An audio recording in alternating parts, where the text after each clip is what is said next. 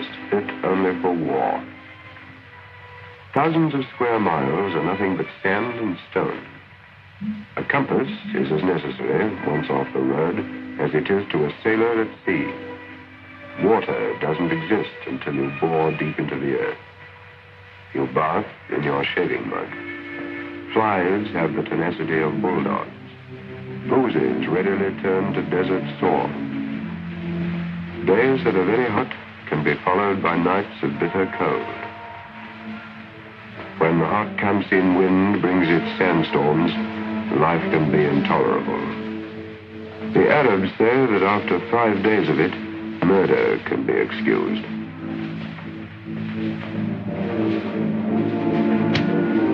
The tide of this war in the desert has ebbed and flowed. But as Rommel advanced after we lost Tobruk, never had our backs been so close to the Suez Wall. We had lost 80,000 men and much booty.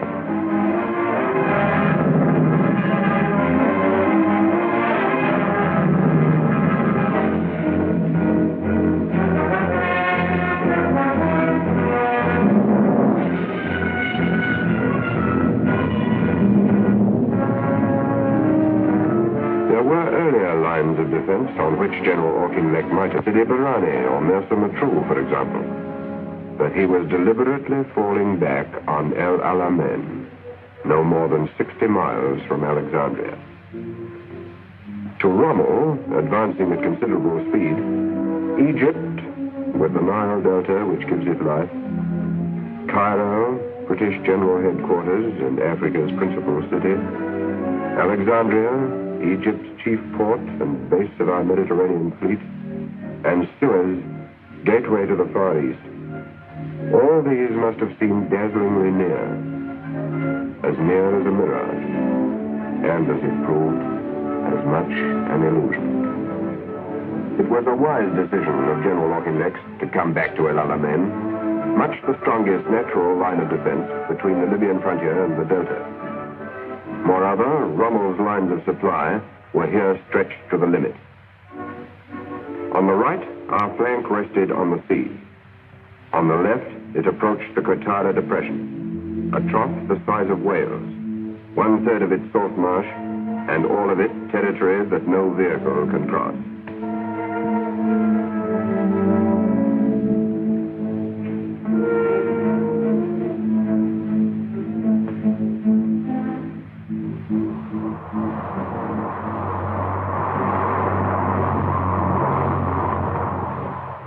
On this 40 miles front, General Auchinleck took personal command.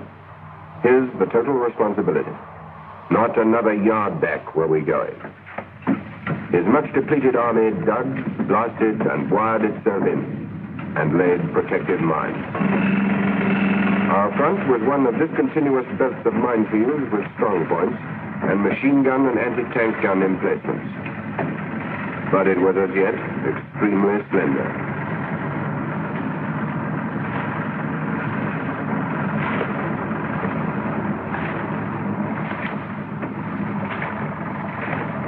Here, General Auchinleck waited, and with him, men who had fought at Gazala and Sidi Rezek, others who had been twice to Benghazi, others who had escaped from Bir Hakeim and Tobruk.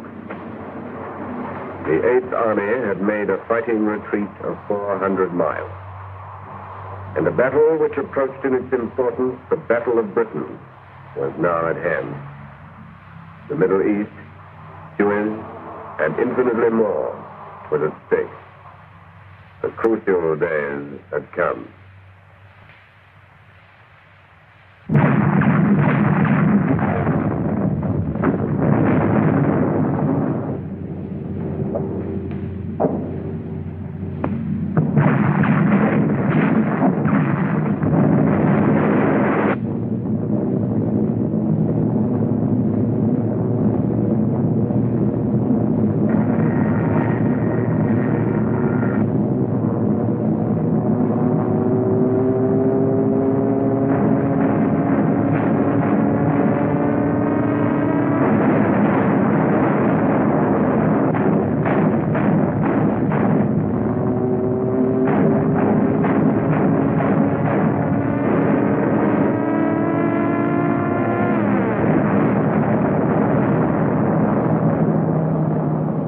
Then hell.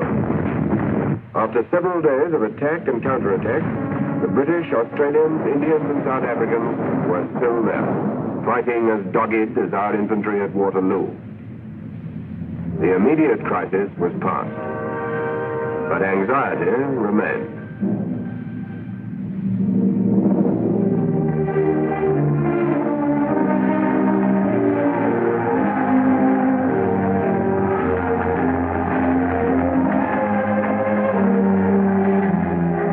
Into this situation stepped Mr. Churchill, bringing his own inspiration and vigor. He brought good news of reinforcements both in men and supplies which had already rounded the Cape. For 5 days he visited the Army and Air Force, explaining the task and its importance. And most dramatic of all, he brought new commanders, General Alexander and General Montgomery. Alexander, one of the last men out of Dunkirk, and whose small army withstood the Japanese the whole length of Burma, and Montgomery, who took over the 8th Army. A man who lives as sternly as a Cromwell, and who is as much a part of his modern Ironsides.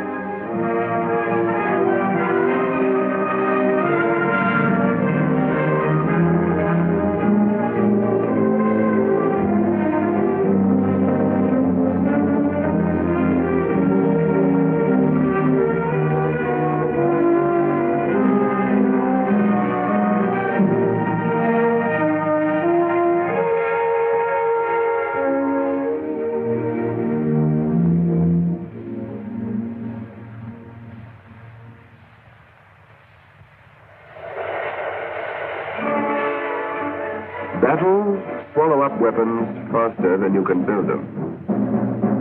At home in Britain, the machinery of war poured from the factories. And British women worked alongside men on the shells, the ships, the tanks, the aircraft, the explosives.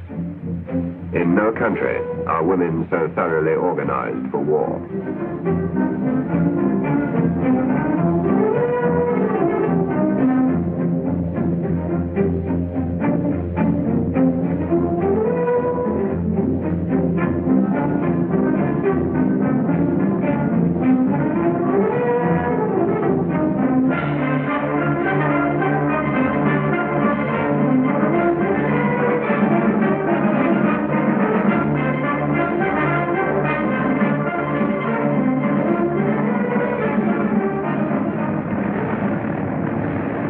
In the United States, bigger and more powerful tanks were coming off the assembly line.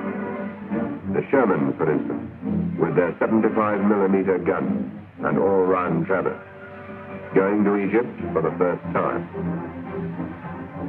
Although American material used at El Alamein was but a small proportion of the whole, it was vital to our success.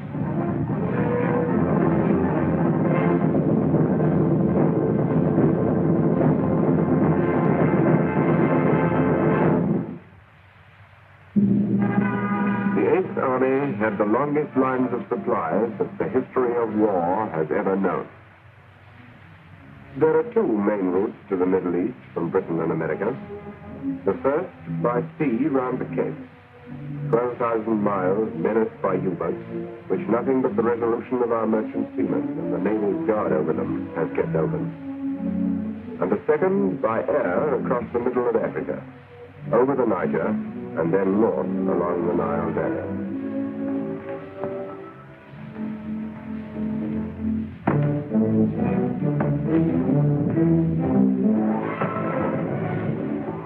Landing grounds have been cut from the jungle.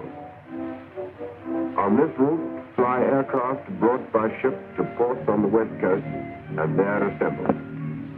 The work has its own problems, among them malaria.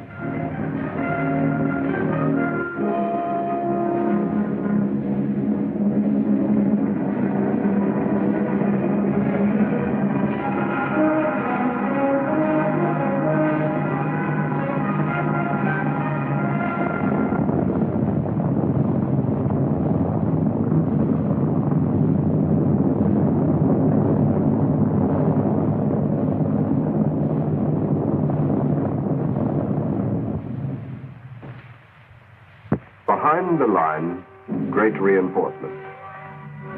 In the line, Rommel had come for us again. It was 2 months later. He told his troops that on this day they were going to Cairo. But 5 days afterwards, he withdrew. He left nearly 300 tanks behind to prove his generalship.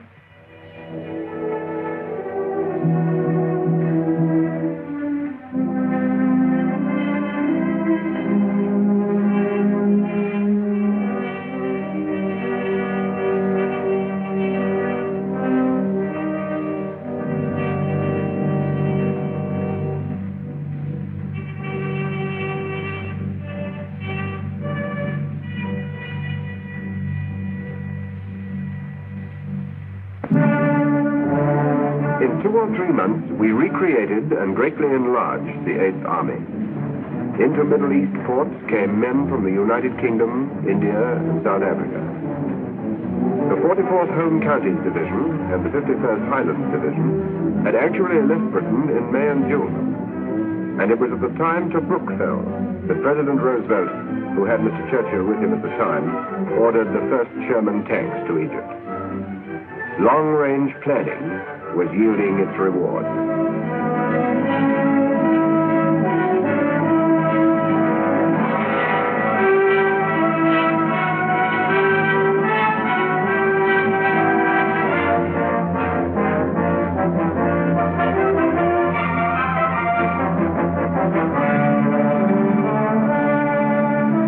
The Air Force kept guard.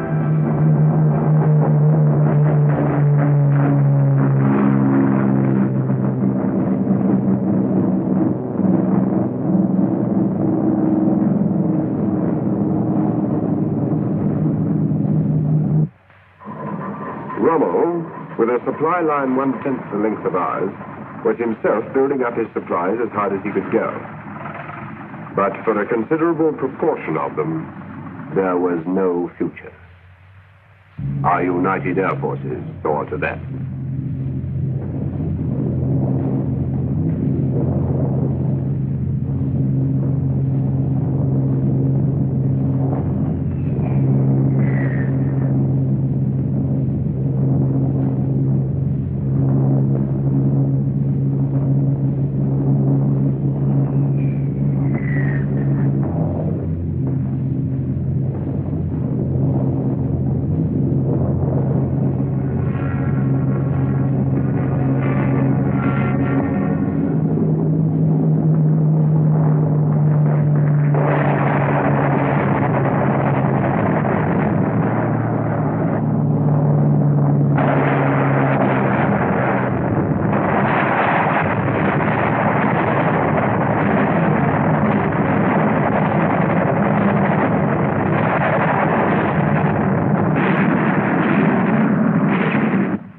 Navy and Fleet Air Arm also were busy destroying Rommel's convoys. Within a few weeks, our Mediterranean submarines sank or damaged 24 enemy ships. In August alone, of all that was shipped to him, 80% went to the bottom.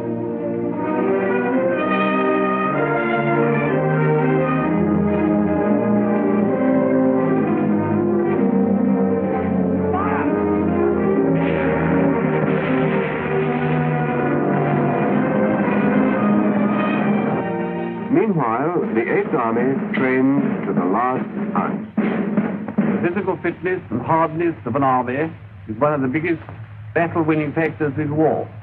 When two first-class fighters meet, he who sticks it longest wins in the end. This has been proved time and time again, and applies to all ranks, from general officers to private soldiers. And this includes all branches of the army, whatever their job, and wherever they be. Fighting fit and fit to fight.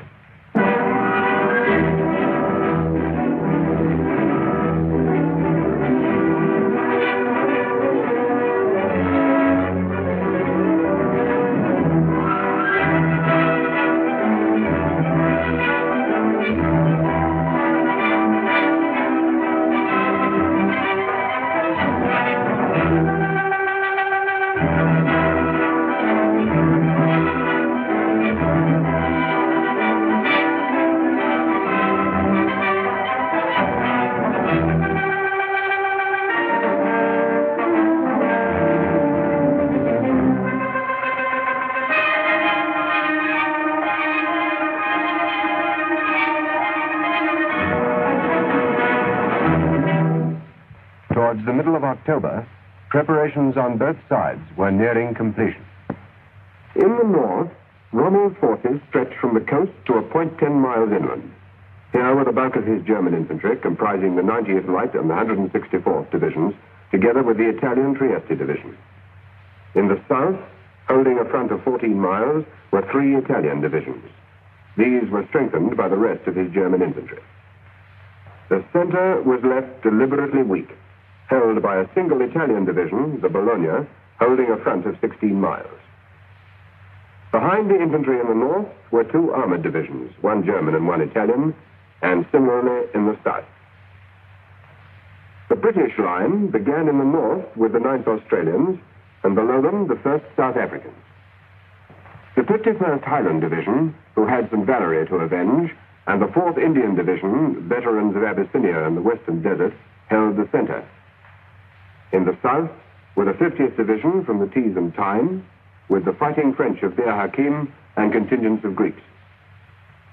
The tactical reserve was found by the 44th Division from counties close to London. Our armored divisions were 3, all United Kingdom men. Some veterans of a score of desert battles, others new to the work. 1 division, the famous 7th, held the extreme south. The other 2 were in close support in the north, with the 2nd New Zealand Infantry Division alongside.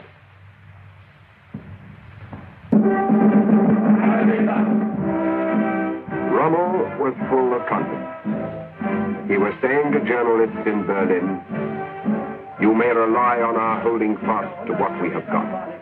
We hold the gateway to Egypt with the full intention to act." Man kann sich auch verlassen. Was wir haben, halten wir fest.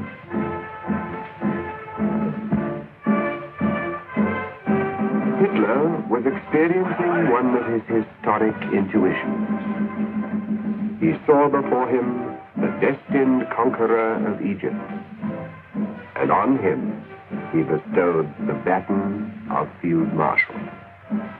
Rommel hoped that if we attacked first, we should strike at his center. That hope we deliberately encouraged by the disposition of our forces. Having allowed our armor to break through, he saw himself destroying it by attacks from both flanks. That done, his own offensive would be launched.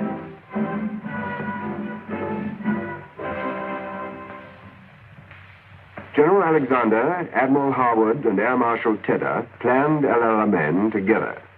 It was to be a joint operation. Unity of command had become a reality. In the desert itself, General Montgomery and Air Vice Marshal Cunningham lived cheek by jowl. There was no divided command, said General Montgomery. There was only one command.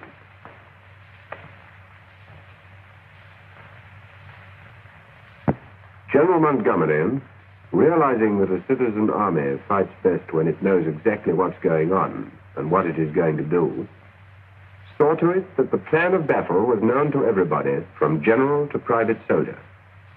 And it came down from one rank to another till the chain was complete. So that senior officers fighting in their 3rd desert winter shared the knowledge with troopers going into action for the first time. The battle was against fixed lines. And against fixed lines, General Alexander said, the tactics are just like breaking down a wall with a crowbar. You drive it in as far as possible, and then lever this way and that to make a small hole. Then you enlarge it. As soon as you have made a hole large enough, your armored divisions go through to wreck the enemy's artillery and lines of communication. As for General Montgomery, he said his intention was to hit the enemy for 6 right out of Africa. The final preparations began.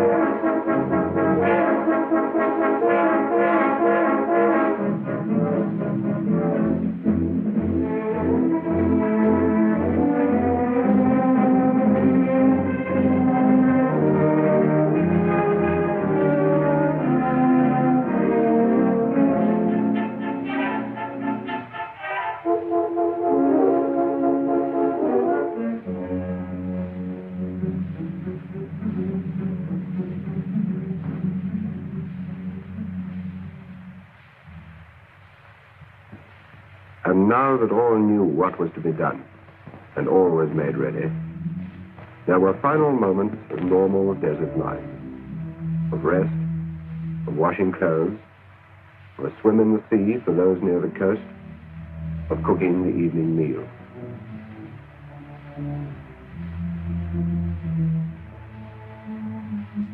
The coming of dawn over the Mediterranean, the sunset with a touch of green in the horizon, the mirage turning sand into water and sprinkling that water with the sails of small ships. Many a soldier saw these things, perhaps for the first time, and he wrote his letters home and smoked and talked things over, or lay silent as he listened to the pipes playing Highland Laddie.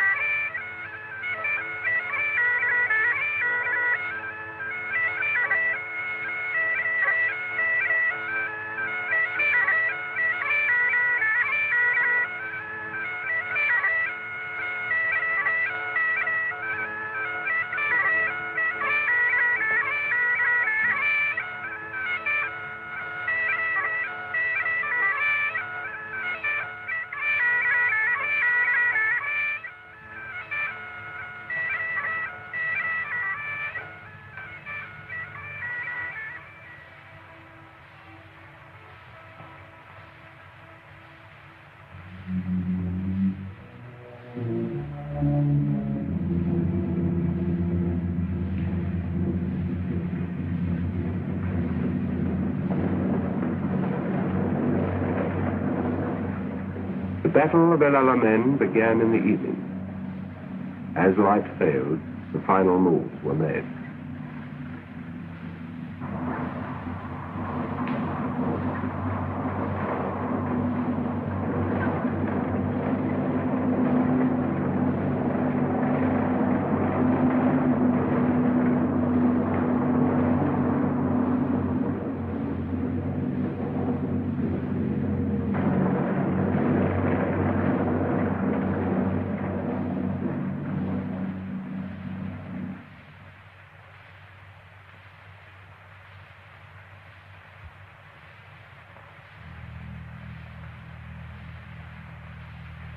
The Eighth Army watched Rommel's lines, lying in moonlight and shadow.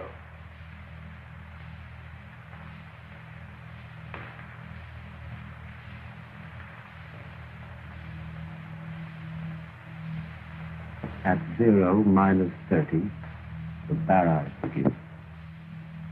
At the same moment, the sappers will move forward to clear gaps in the enemy minefield, marking the gaps with white tape. After 30 minutes, the barrage will lift from the first objective and creep forward. At 0 hour, 10 o'clock, the infantry will advance.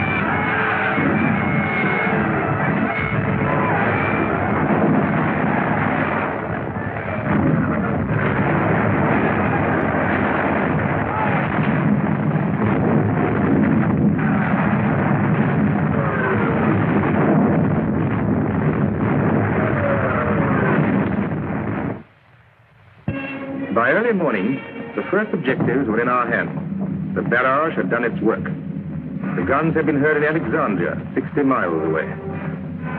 The enemy had been taken partly by surprise. Our infantry was in their pajamas. But elsewhere, fighting was severe. There was a good deal of bayonet work.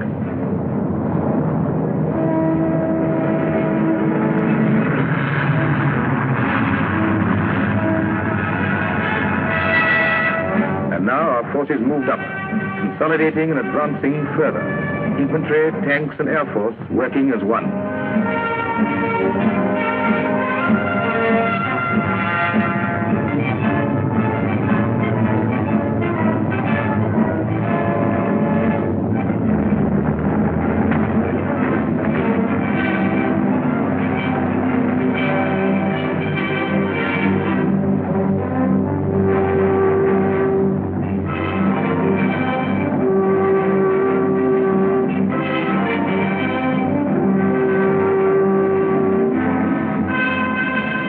After a hard day's fighting, the 8th Army had made a salient in the north 6 miles wide and to a depth 4 miles beyond the first enemy minefield.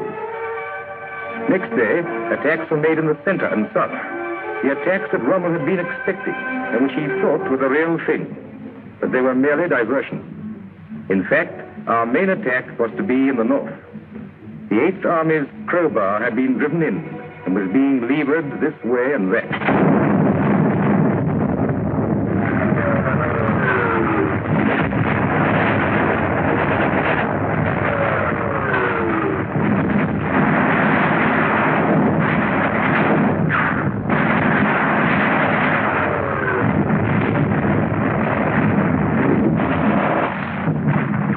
In our salient, the Australians were attacking again and secured a 3-mile front running west-northwest.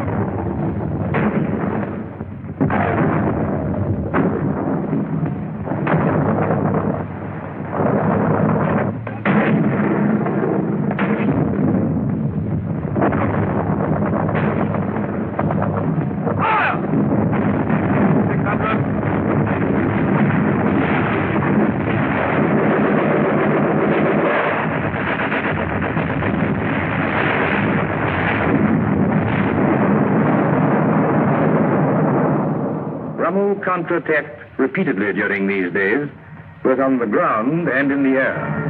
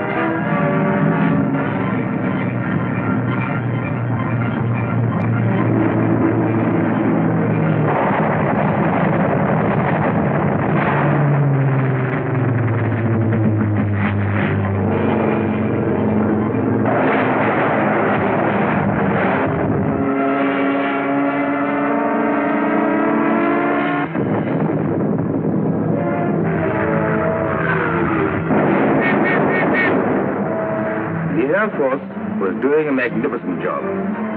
For the Luftwaffe, the skies became a place of deadly peril, and the machines that escaped us there were destroyed on the ground.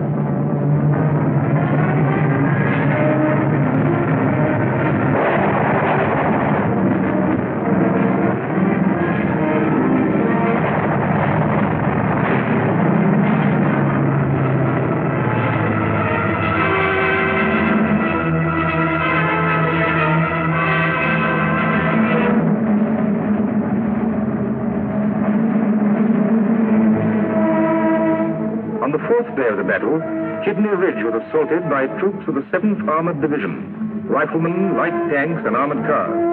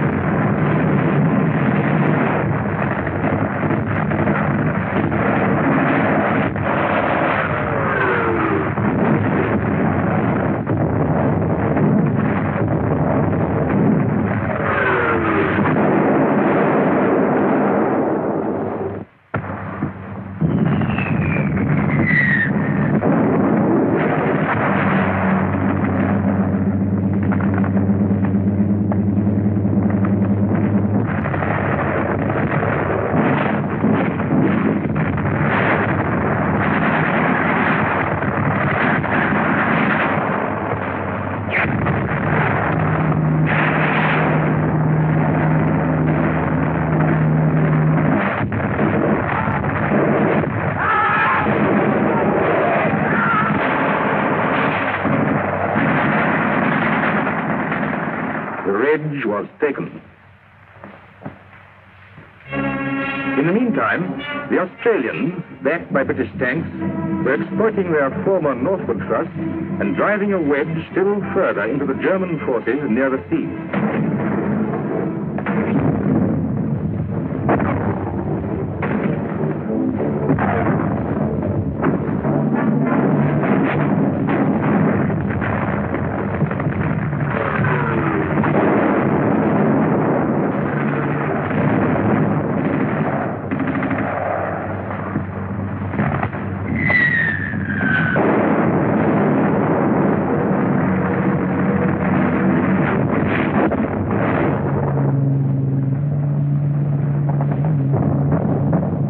Rommel was now fighting back with little pause and with increasing desperation.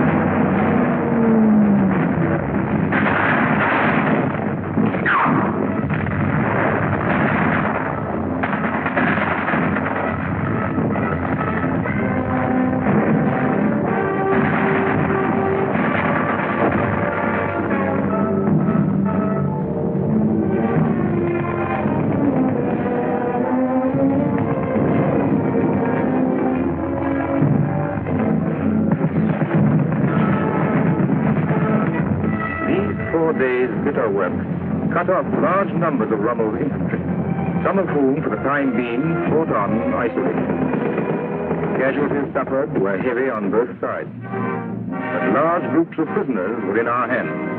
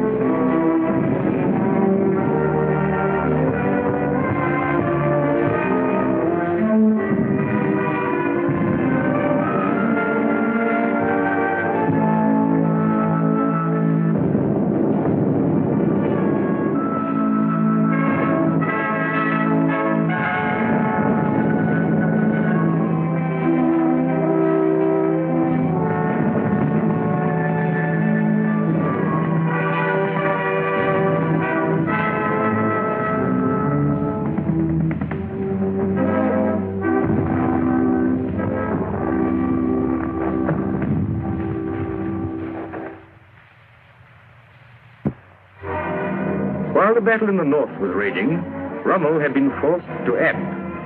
We had imposed our will on him. He moved 2 panzer divisions, the 21st and Ariete, from the south to just below our salient.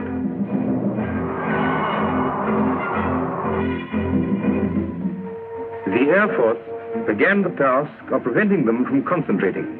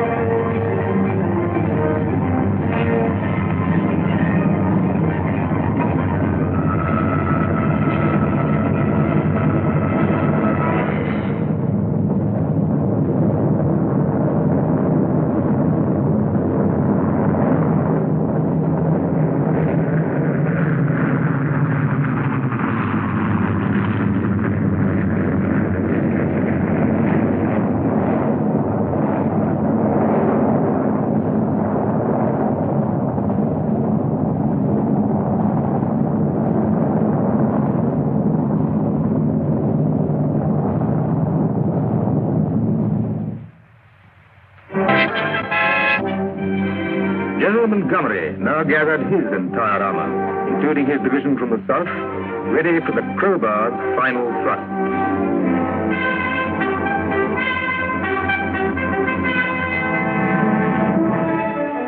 The first phase was finished. On November the 1st, the 9th day of battle, the 8th Army advanced on its entire front of 40 miles. But the blow we meant to be mortal was struck at the head of the bulge.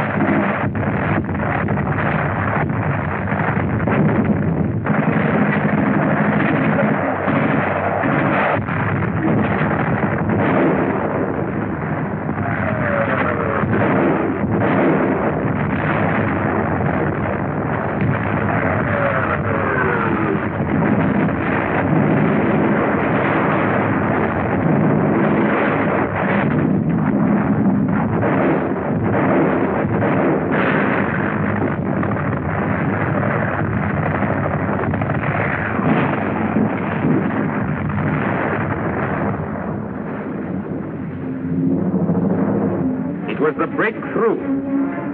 Within 2 hours, our light tanks were 40 miles behind Rommel's lines, destroying his transport.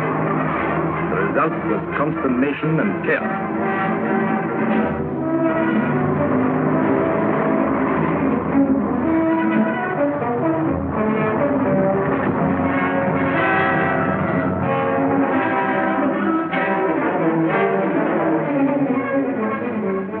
The moment that Alexander and Montgomery had been waiting for had come. The entire weight of their armor was in readiness, and like a fleet of ironclads, it sailed through the gap. Its purpose was simple: to destroy Rommel's armor.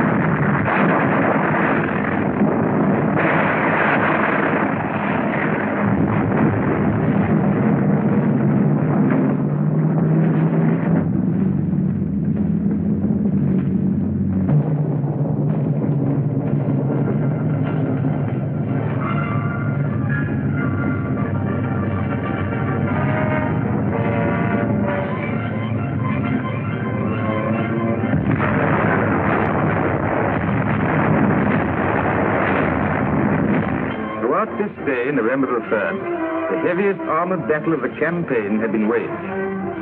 Fighting went on along the whole front, but it was centered on El Akatia, where a tank battle of the bitterest kind reached hour by hour a deeper and more bloody intensity. 3/4 of the Axis tanks were burning or otherwise wrecked. As the day faded, the battle still continued. At El Akatia, we captured the dominating ridge. Our air force had almost annihilated the Luftwaffe, and now our entire strength pounded an enemy beginning to crack.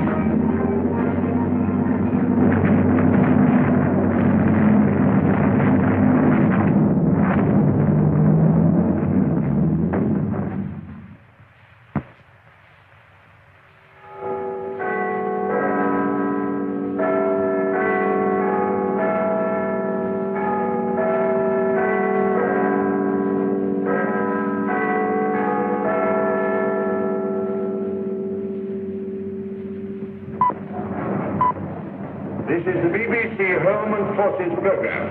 This is Bruce Belfrage.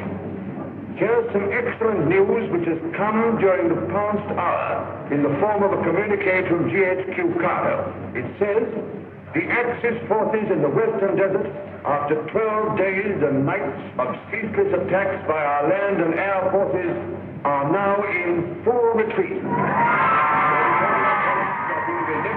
That'll show 'em. Plenty more where that came from.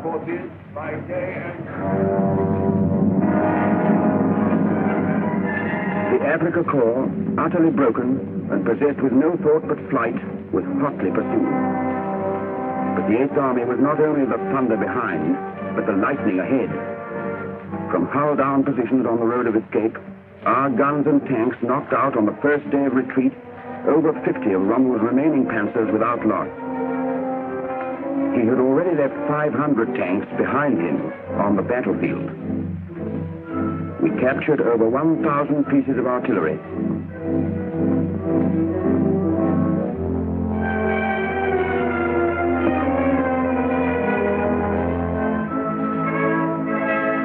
Up to 1,000 aircraft, from troop carriers to fighters, were wreckage on the ground.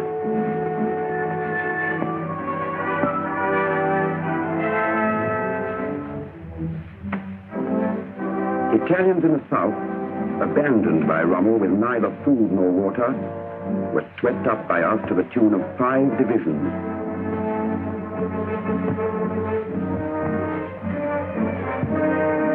In the north, we took thousands of Germans.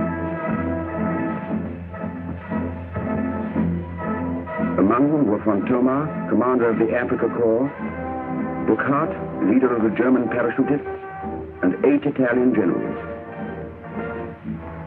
We buried 20,000 enemy dead.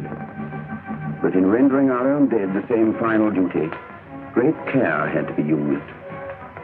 For the Germans, on several occasions, had attached booby traps to our men's bodies.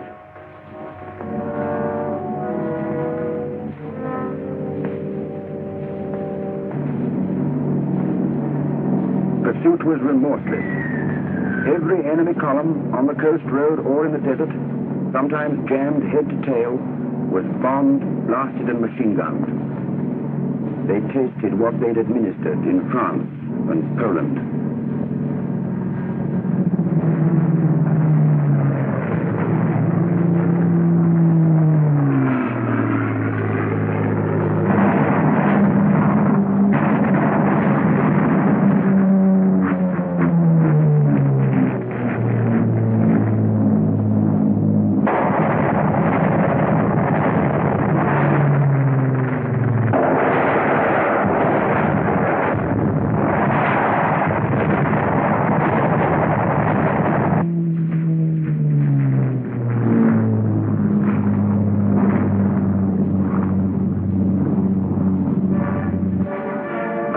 Forces on the ground had crushed Rommel's flimsy rearguard and were sweeping on.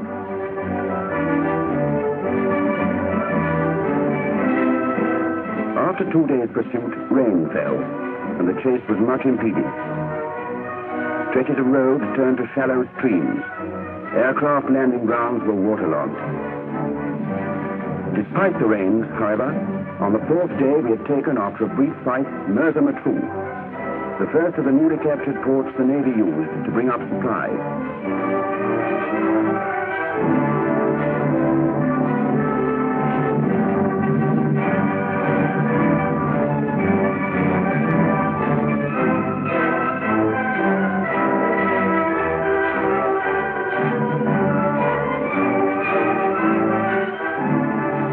The first heavily mined roads were encountered at Hellfire Pass, where the twisting road rises 700 feet. From then onwards to Benghazi, 450 miles further west, every path had been blown by the enemy, and every mile of road had to be examined and cleared of mines and obstructions. The engineers worked night and day. To Saloum, the Navy brought 1.5 million gallons of water and other vital supplies.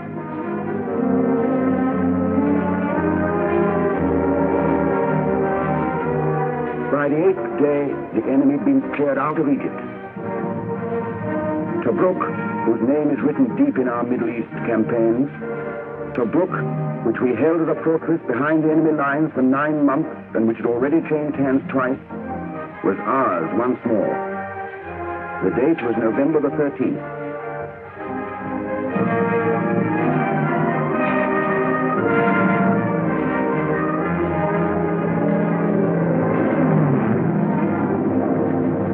In Cyrene, the Eighth Army passed from desert to a green countryside, which its Italian colonists had abandoned, and it was no more than a week between our taking Tobruk and entering Benghazi. At Benghazi we paused to replenish our supplies. The harbor, bombed by us for over 2 years, so regularly that the pilots called it doing the mail run, was now littered with sunken ships. Cranes, installations, and most of the quays were demolished. Yet the Navy and engineers worked to such good purpose that before long our ships were unloading. By sea and land, we were soon bringing up 3 million gallons of petrol a week and 8,000 tons of ammunition.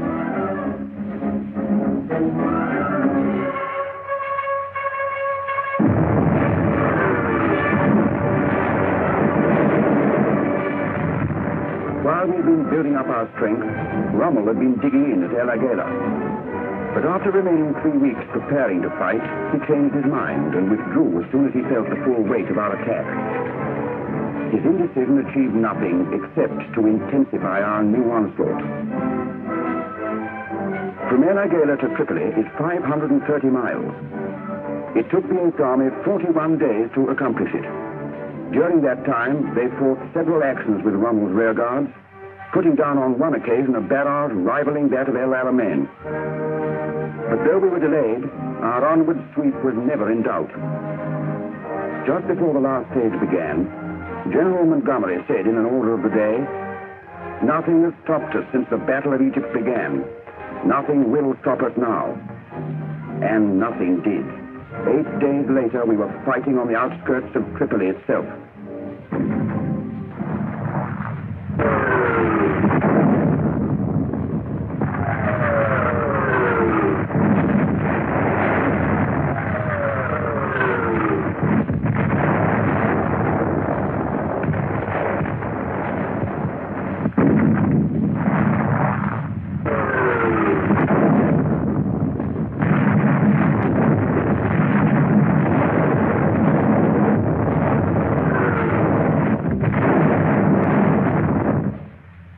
The surrender of Tripoli by the governor of Libya and the mayor of the city extinguished the Italian overseas empire.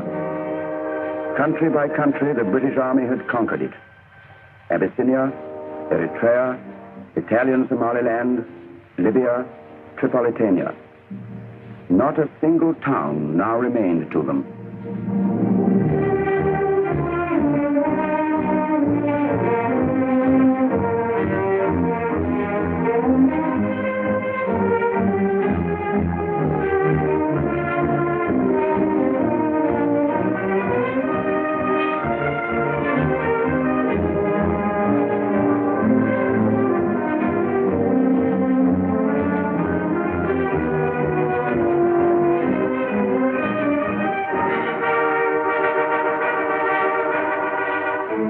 80 days, the Eighth Army had advanced close on 1,400 miles, a feat unparalleled in military history.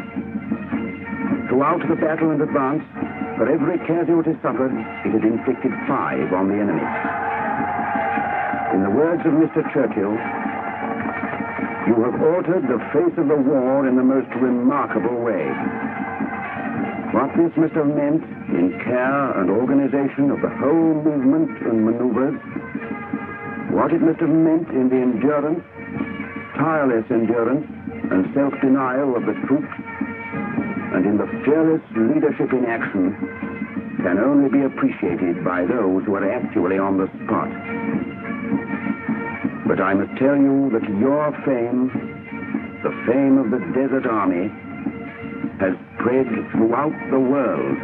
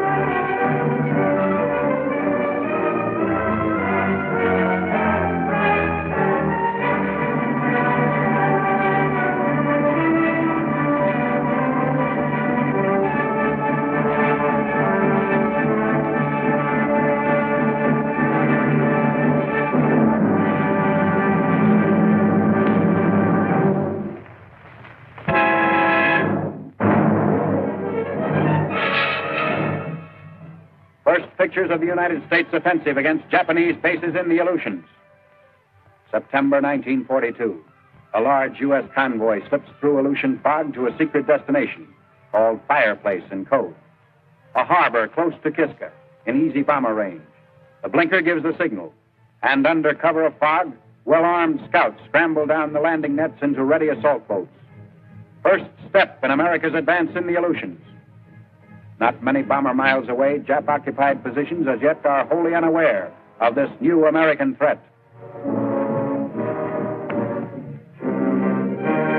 Quickly, soldiers pour ashore with small arms and ammunition, swarming inward for reconnaissance to make sure the island is uninhabited. And right behind, the first waves of equipment and supplies, vehicles and heavier guns, the growing stream unloading quickly from Higgins boats, which shuttle back and forth from bulging transports in the harbor. Wave after wave in careful pre-planned schedules, never stopping, the military cargo ferries bring ashore an endless stream of food and water, clothing, ammunition, and some of the vast quantities of fuel necessary to maintain a major landing force.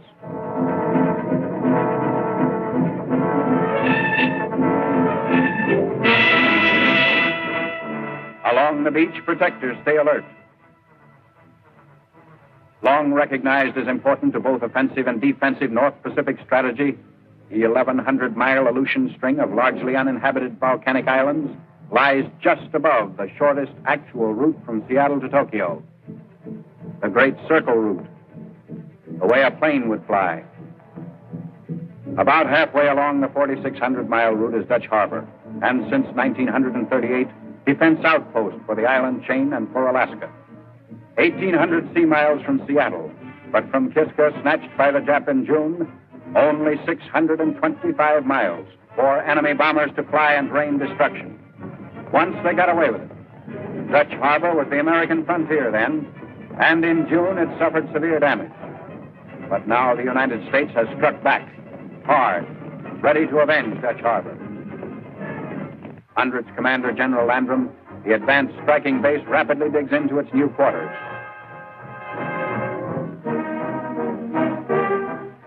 A permanent camp is laid out quickly on the treeless, inhospitable slopes above the barren island beaches, protected by anti-aircraft gunners on constant alert.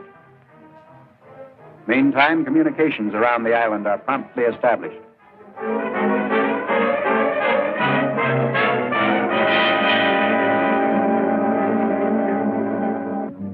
Landing operations are steady, hard work, and toiling troops are all too ready for chow and what little relaxation the bleak and empty island offers.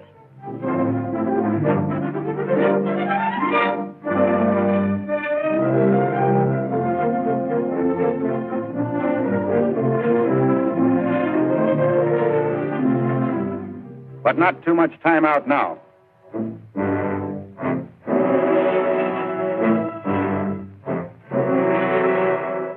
Hour after hour, supplies roll ashore.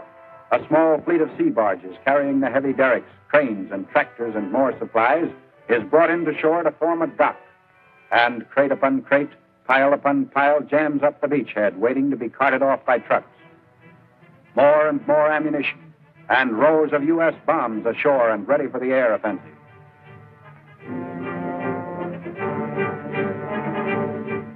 The big cranes are put ashore, their unloading job finished, while tractors, bulldozers, and graders land to build the airport.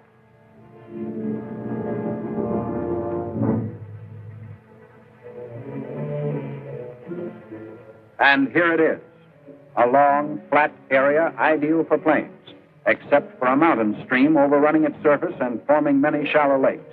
Right away, the dozers go to work, scraping the volcanic earth into a dike at one side of the field, diverting the stream's course, making the field safe.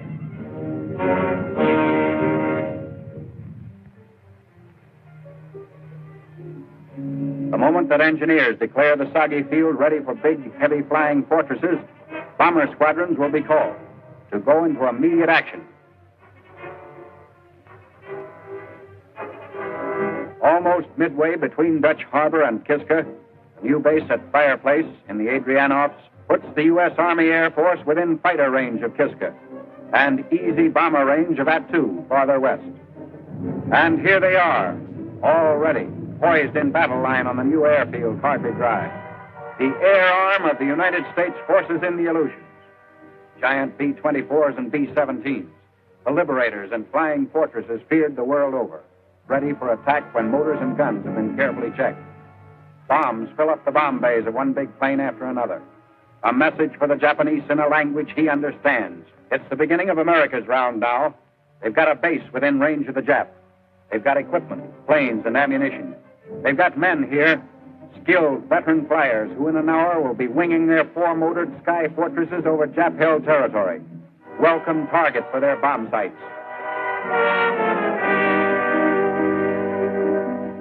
In the dim Aleutian dawn, one plane after another fills with crew, eager and ready for attack.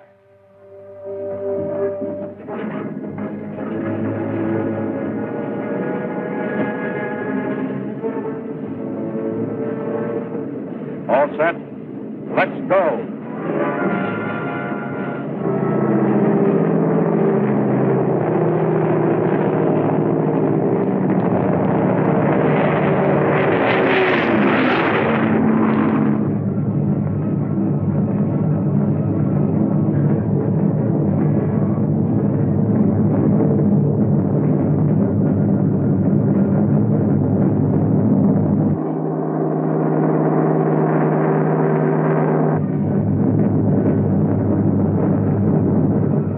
Above the clouds of the foggiest area in the world.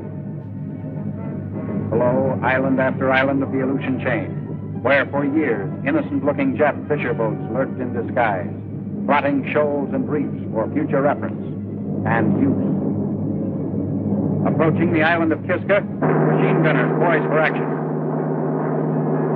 In the harbor, a Nipponese warship. Without deviating from their course, the gunners scrape the decks.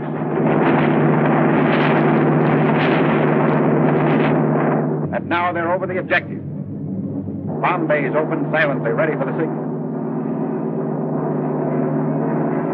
And there go American bombs hurtling downward. Japan's first taste of the United States advance in the Aleutians. That's the Jap base at Kiska, with serious fires started by the big bombs.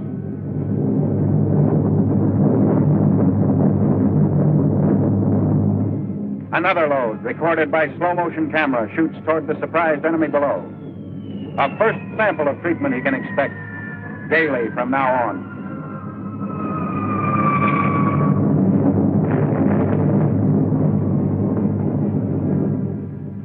The signs of their thorough handiwork blazing behind them, the American air fleet wings over and heads home. Communique from the Aleutians. At dawn, a fleet of United States B-17 and B-24 bombers took off from an advanced Aleutian base with Japanese installations at Kiska as objective. Scattered enemy fire was encountered. One Japanese warship strayed. High explosive and demolition bombs were dropped with success on objectives, and several fires were observed. All attacking planes returned safely to their base.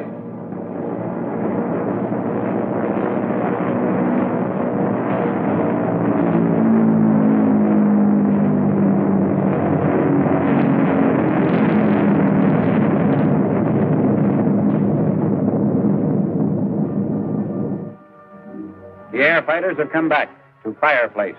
New notches on their guns. No casualties, despite grim reminders of the enemy's marksmanship. But they'll be going out again tomorrow, and the next day, and the next. America's Aleutian offensive against Japan. An end of the beginning, and beginning of the end.